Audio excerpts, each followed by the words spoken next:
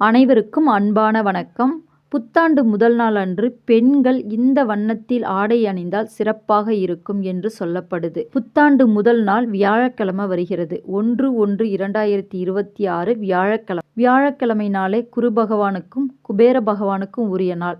குரு பார்த்தாலே கோடி நன்மை. குபேரர் செல்வத்தின் அதிபதி. குரு அப்படின்னாலே மஞ்சள் நிறம்தான் நமக்கு நினைவுக்கு வரும்.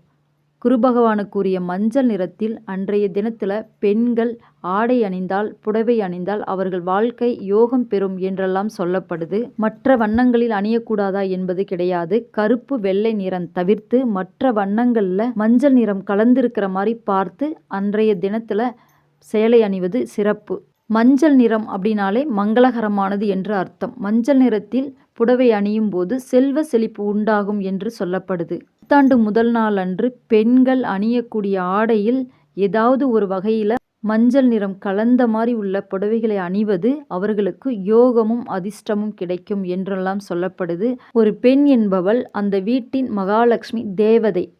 அந்த தேவதை புத்தாண்டு முதல் நாள் அன்று மஞ்சள் நிறத்தில் உள்ள ஆடை அணிந்தால் அவர்கள் வீட்டில் மகாலட்சுமி தேவி குடியேறுவாள். வீட்டில் மகிழ்ச்சி எப்பொழுதும் நிலைத்திருக்கும் என்றெல்லாம் சொல்லப்படுது.